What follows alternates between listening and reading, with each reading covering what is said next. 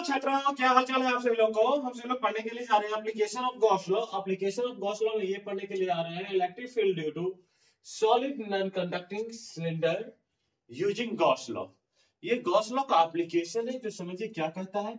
एक solid non conducting करने का मतलब क्या कि वैसा मटेरियल जो कंडक्टिविटी नहीं दिखाता हो, अर्थात वैसा पदार्थ जो कुचालक हो। कुचालक करने का मतलब क्या, जिससे आसानी से विद्युत धारा का प्रवाह न हो सके, उसे हम सभी लोग क्या कहते हैं, कुचालक कहते हैं, नॉन कंडक्टिंग मटेरियल कहते हैं। बात क्लियर, ये बात तो समझ में आ गया। तो आते हैं, स्टार्ट करते हैं अपना डेरिवेशन। क्या है non conducting infinite length of cylinder, लिख लीजिए इनफिनाइट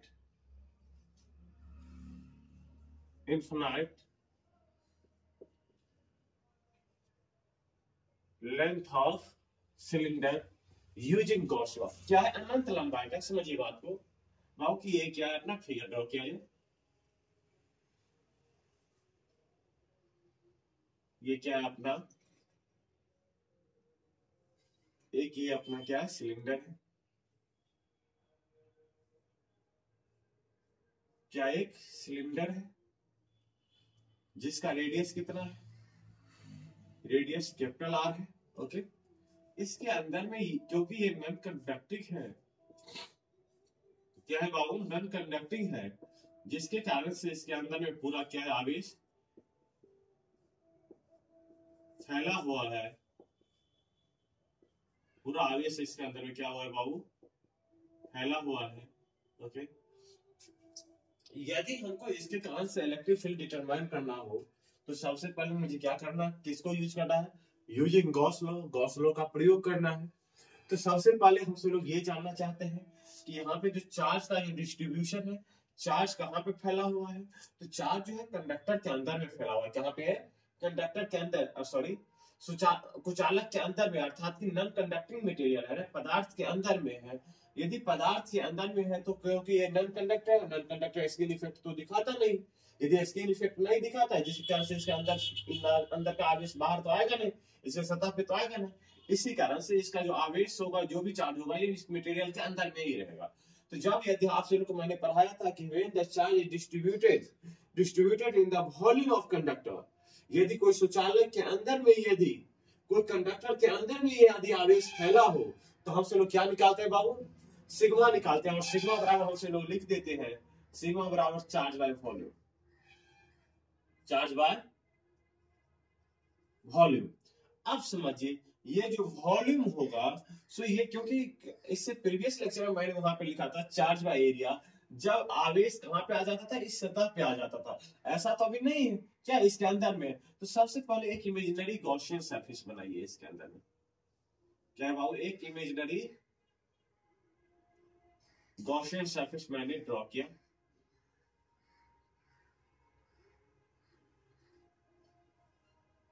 इमेजिनरी ये गॉसियन सरफेस है, जिसका रेडियस जो है, जिसका ये जो रेडियस है, ये रेडियस स्मॉल आर है। ठीक, आप सभी लोग जानते होंगे कि इस सतह के कारण से एरिया वेक्टर ऊपर होता है, क्योंकि on the surface perpendicular to the surface, इस सतह के कारण से एरिया वेक्टर नीचे में क्या होगा, dA1 होगा। और इस सतह, ये जो सतह, ये सतह के कारण से एरिया वेक्टर क्या होगा, dA मान लेते हैं आप सभी लोग। अब electric field due to positive charge away from the positive charge and perpendicular to the surface of body। अब जो ये सिलेंडर है, सिलेंडर का एरिया कितना होगा बाबू, तो इसका एरिया कितना होगा, तो इसका एरिया लिख लीजिए, इस सिग्मा बराबर, इसके अंदर में हमसे ये मानते हैं कि ये कितना चार्ज एनक्लोज किया है, तो क्यू चार्ज। अब क्यू बाय क्या, इसका वॉल्यूम लिख लीजिए, पार R L, pi R square L. इसका देखिए, समझिए कैसे मैंने ऐसा लिख दिया। ये क्या है, नीचे में देखिए तो ये क्या है, एक वृत्त है, ये क्या है, वृत्ताकार। ये जो पार्ट है एक वृत्ताकार है। अब वृत्त का क्षेत्रफल, अर्थात क्या सर्कल का क्षेत्रफल कितना होता है, पाई आर स्क्वायर। ठीक, और जब इसके यदि हम लंबाई से, यदि इसका लंबाई, यदि मान लीजिए इसका जो लंबाई है, ये जो यहाँ से यहाँ का जो लंबाई है, वो मान लीजिए मैंने एल माना हो, तो ये क्या होगा, एल। तो पाई आर स्क्वायर, क्योंकि लंबाई गुने चौड़ाई गुने ऊंचाई, यही तो होता है क्षेत्रफल। तो इसका क्षेत्रफल या क्षेत्रफल, sorry volume.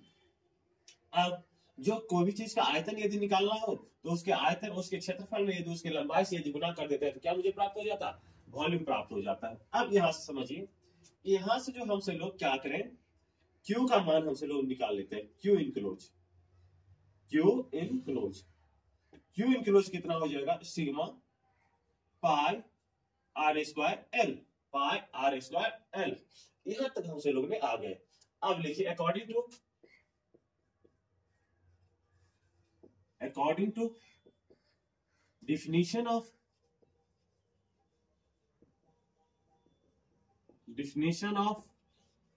electric flux, electric flux, electric flux के डिफिनेशन के अनुसार से हम लोग क्या जानते हैं, लिखिए इलेक्ट्रिक फ्लक्स बराबर क्या, electric field dot area vector, electric field dot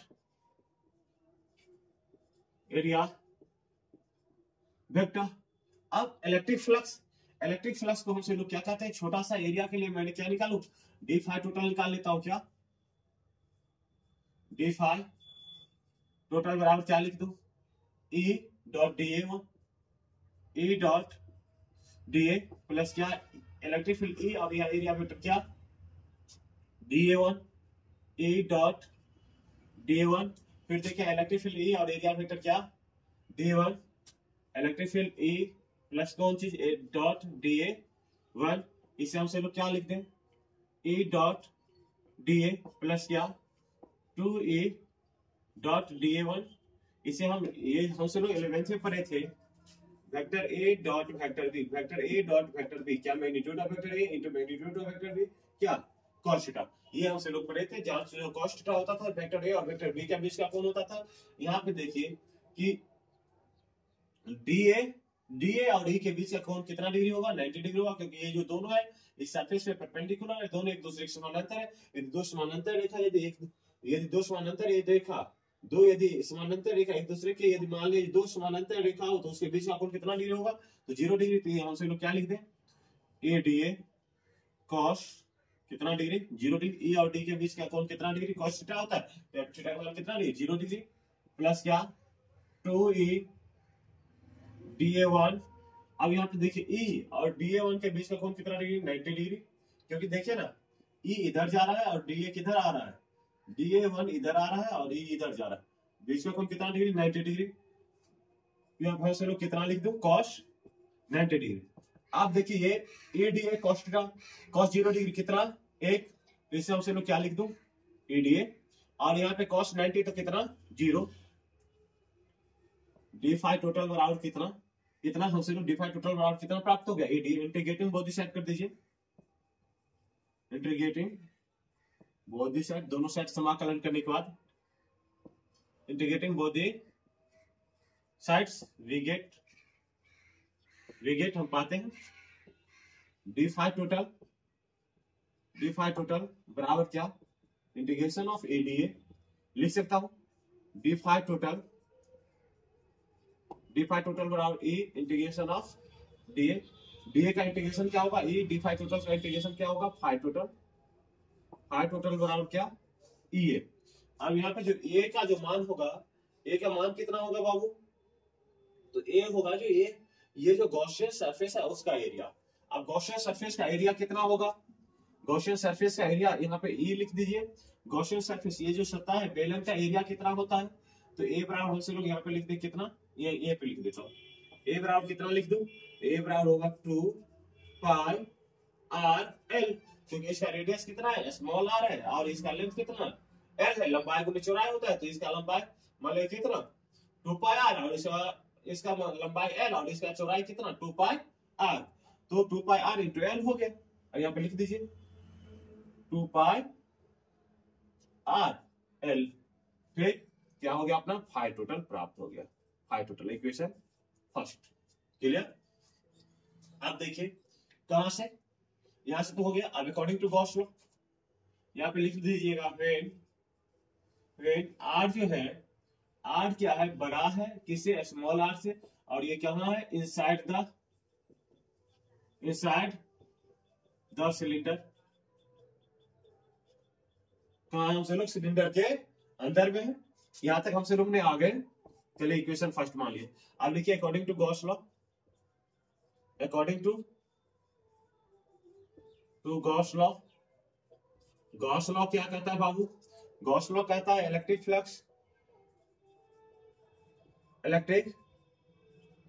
flux बराबर क्या? क्यू इनक्लोज बाय क्या? Epsilon not. क्यू इनक्लोज देखिए गॉसियन सरफेस के अंदर में कितना चार्ज इनक्लोज करके रखा है? क्यू इनक्लोज बराबर कितना आ गया? Sigma pi R square L. यहां पे लिख दीजिए इलेक्ट्रिक फ्लक्स फाई टोटल बराबर कितना? तो इसके अंदर में कितना है? तो क्यू, और क्यू का वैल्यू कितना हमसे लोगों ने निकाल रखा हो? तो सिग्मा पाई, यहाँ आर मिस्टेक हो रखा है, यहाँ पे देखिए स्मॉल आर है, यहाँ पे स्मॉल आर ही होगा। स्मॉल आर स्क्वायर तो क्या? एल डाल दीजिए बाय क्या? एप्सिलॉन नॉट लिख सकता हूं। अब देखिए इक्वेशन इसे हम क्या मान लिए? सेकंड मान लिए। विजय वाला आपसे लोग को दिखाई दे रहा है? ना? कोई दिक्कत नहीं। हाँ लिखिए, नीचे में लिखिए आप क्या है कि from equation first and second, यहां से लिख लेता हूं ताकि यहां तक क्लियर कर तो फिर नेक्स्ट फॉर्मूला बता लिखिएगा। From equation first and second we get, equation first और सेकंड से हम सभी लोग देखते हैं कि LHS बराबर है, LHS देखिए बराबर है फाई टोटल, ये LHS बराबर है तो RHS क्या होना चाहिए? बराबर होना चाहिए। तो लिख दीजिए E 2 पाई RL बराबर sigma pi RLY epsilon not. L से L कैंसिल, R से R कैंसिल, पाई से पाई कैंसिल। यहाँ पे आप देखिए E बराबर से लोग क्या प्राप्त हो गया? यहाँ पे लिख लेता हूं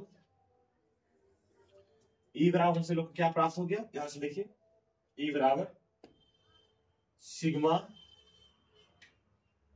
R बाय 2 एप्सिलॉन नॉट।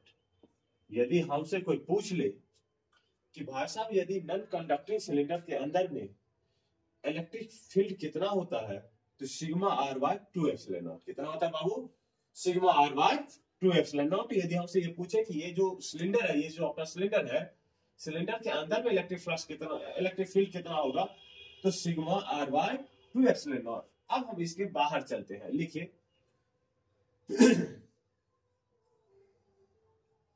लिखिए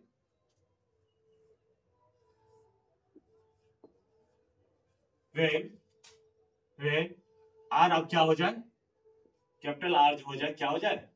छोटा हो जाए। किससे? स्मॉल आर से।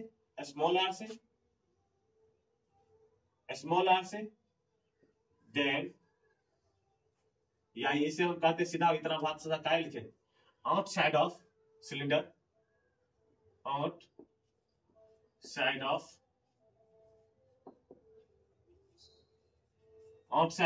सिलेंडर के बाहर यदि चले, सिलेंडर कहां जा रहे हैं हमसे लोग? बाहर। अब ये जो है गॉसियन सरफेस होगा कहां होगा? बाहर होगा। लिखिए फिगर ड्रॉ किया जाए।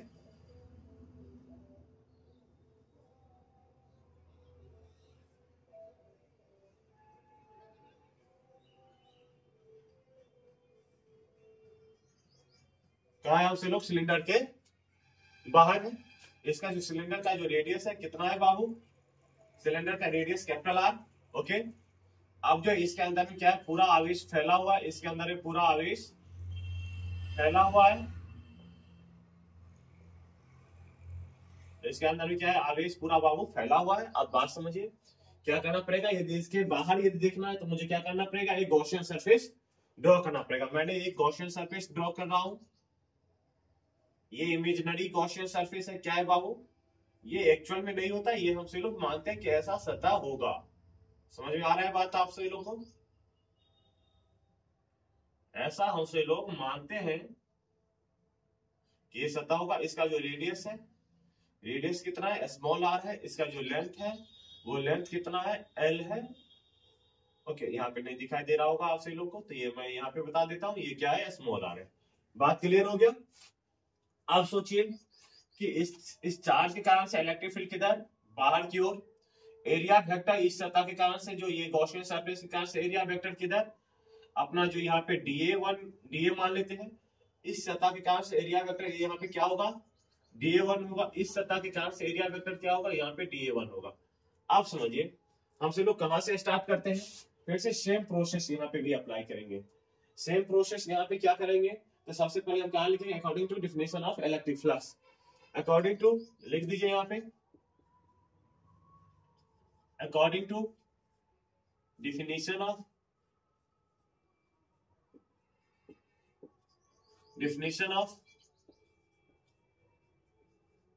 electric flux. इलेक्ट्रिक फ्लक्स के डिफिनेशन से अनुसार से हम क्या लिखेंगे, इलेक्ट्रिक फ्लक्स बराबर, लिख लीजिए, इलेक्ट्रिक फ्लक्स बराबर क्या, सीधा लिख दो क्या, ये सेम प्रोसेस यहां तक आएगा, पूरे प्रोसेस एक ही बार मैं क्या लिख दूं, E डॉट DA प्लस क्या 2E डॉट DA1। दिखाई दे रहा है आपसे लोग को, एक बार देख लेता हूं कि आप से विजिबल है, विजिबल है ना, हाँ एकदम प्रॉपर विजिबल है। DA1 लिख दो।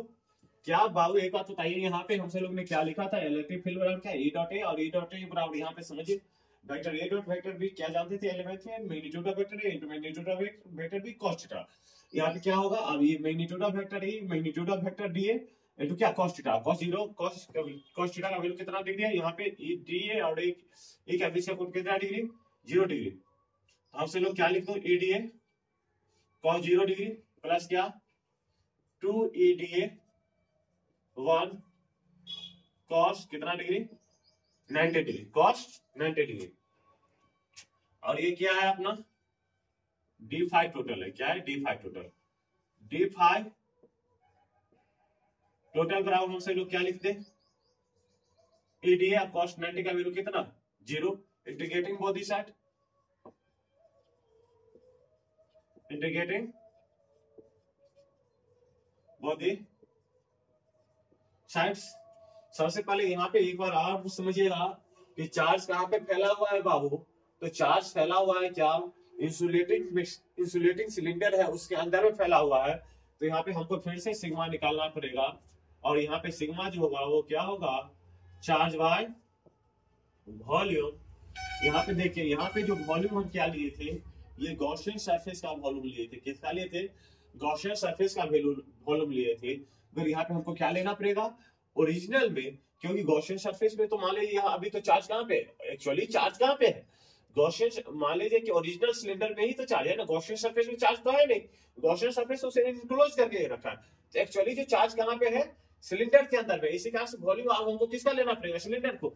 मगर यहाँ पे देखिए कि ये गॉसियन सरफेस के अंदर में भी चार्ज था, और यहाँ पे क्या था कि ऑलरेडी सिलेंडर में है, गॉसियन सरफेस तो इसके बाहर साइड पड़ रहा है, तो इसका जो एरिया वॉल्यूम कितना ले लेंगे, सिग्मा बराबर चार्ज इसके अंदर में, ये मान लेते हैं कि चार्ज कितने इनक्लोज किया है, Q, तो चार्ज Q बाय क्या, इसका जो वॉल्यूम कितना होगा, तो pi R square L, pi R square L. अब यहां से Q बराबर हमसे लोग क्या लिख दें, sigma pi R square L. बात क्लियर, आप समझिए यहां तक हमसे लोग ने आए थे इंटीग्रेटिंग बोथ दी साइड। अब DA, जो DA जो यहाँ पे होगा बाबू, जो ये जो होगा किसका लेंगे आपसे लोग, तो गॉसियन सरफेस का लेंगे, किसका लेंगे, गॉसियन सरफेस का लेंगे। बात क्लियर है। अब इसका गॉसियन सरफेस का ए के बारे में चर्चा करता हूं, समझिए, नोट डाउन कर रहे हैं आपसे लोग, नोट डाउन कीजिए जल्दी में नोट डाउन कर लिए बाबू, नोट डाउन हो गया आपसे लोग को, नोट डाउन ये कर लिए ना। देखिएगा एक बार फिर से ध्यान दीजिए कि दोनों साइड इंटीग्रेट किया, D5 टोटल बराबर क्या, ए DA, D5 टोटल का इंटीग्रेशन क्या हो गया, हाई टोटल हो गया, बराबर क्या, ए DA का इंटीग्रेशन क्या हो गया, ए। अब ए का जो यहाँ पे वैल्यू होगा यहाँ पे हमसे लोग डी फाई टोटल बराबर ये लिख सकता हूँ, डी फाई टोटल बराबर ई, और ए को जो वैल्यू होगा, ए का वैल्यू कितना होगा, तो ए बराबर ई हमसे लोग यहाँ पे लिख ही देता हूँ आपके लिए। ए बराबर कितना, 2 पाई कौन आ रहा है बाबू, स्मॉल आर इंटू क्या, एल, यहाँ पे लिख दीजिए 2 pi R L, equation third. अब लिखिए according to Gauss law, according to कहां से बाबू, यहाँ पे देखिए अकॉर्डिंग टू गॉस लॉ से स्टार्ट किए थे ना, फिर से लिखिए अकॉर्डिंग टू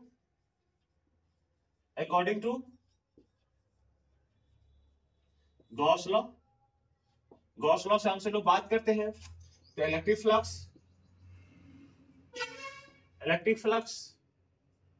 बराबर क्या, क्यू इनक्लोज बाय क्या, एप्सिलॉन नॉट। क्यू इनक्लोज कितना है बाबू, तो क्यू इनक्लोज इतना है। अब यहाँ पे देखिए इसे क्यू इनक्लोज भी कहते हैं। अब देखिए इलेक्ट्रिक फ्लक्स फाई टोटल बराबर हम सभी लोग क्या, क्यू इनक्लोज की जगह पे हम सभी लोग क्या डाल दें, sigma pi R square L by क्या, इसका जो बाय क्या, एप्सिलॉन नॉट, इक्वेशन 4। अब देखिए इक्वेशन 3 और 4 को देखिए, इक्वेशन 3 और 4 को, तो LHS बराबर है तो RHS भी क्या होना चाहिए, बराबर होना चाहिए। देखिए फ्रॉम इक्वेशन 3 और इक्वेशन 4 से हम लोग क्या प्राप्त कर सकते हैं कि यहाँ पे देखिए LHS बराबर है, क्या है, LHS बराबर है तो RHS क्या होना चाहिए, बराबर होना चाहिए। तो यहाँ पे लिख दीजिए from equation 3, equation 3 and equation 4 we get हमसे लोग प्राप्त करते हैं। यहाँ पे देखिए LHS क्या है, बराबर है तो RHS क्या होना चाहिए, बराबर होना चाहिए। तो यहाँ पे लिख दीजिए 2 पाई आर एल पाई बराबर कौन चीज, sigma pi R square L by क्या, एप्सिलॉन नॉट। यहाँ से एल को एल के कैंसिल कर दीजिए, यहाँ से पाई को पाई के कैंसिल कर दीजिए। फिर से हमसे लोग आपको कैंसिल होने वाला तो नहीं है ना, देखिए एक बार ध्यान से देख लीजिए बाबू आपसे लोग। फिर से यहाँ पे ई बराबर हमसे लोग यहाँ पे लिख लेता हूँ, क्या यहाँ लिख लो ना, कोई दिक्कत नहीं है। ई बराबर लिखिए, ई बराबर से लोग क्या लिख सकता हूँ, इलेक्ट्रिक फील्ड बराबर सिग्मा आर स्क्वायर बाय कितना, 2 epsilon naught R, small R, क्या, स्मॉल आर। हमसे लोग यहाँ पे पहुंच गए। एक बात आपसे लोग को जरा सा सोचने वाली बात है, एक जरा सा ब्रेन लगाइए कि यदि ये जो आर है, ये आर, अभी तो मैंने ये जो गॉसियन सरफेस है, क्या ये गॉसियन सरफेस को जस्ट यहाँ पे मानिए इस सतह पे, ये जो गॉसियन सरफेस जो है, ये गॉसियन सरफेस, इस गॉसियन सरफेस को तो यहाँ पे भी तो मान सकते थे ना, यहाँ पे भी तो मान सकते थे। मैं इंडिपेंडेंट हूँ ये मानने के लिए। इसका मतलब क्या कि यदि स्मॉल आर बराबर यदि कैपिटल आर हो जाए, गॉसियन सरफेस कहाँ पे, इस सतह पे आ गया, तो इसका मतलब स्मॉल आर इक्वल टू क्या, कैपिटल आर। और यदि दोनों बराबर हो गया तो इसके बाद उनसे लोग ई बराबर क्या लिख दें, सिग्मा आर स्क्वायर बाय कितना, 2 एप्सिलॉन नॉट आर। फिर से हमसे लोग ई बराबर क्या लिख दें, सिग्मा आर बाय क्या, 2 एप्सिलॉन नॉट। बात क्लियर, थैंक यू।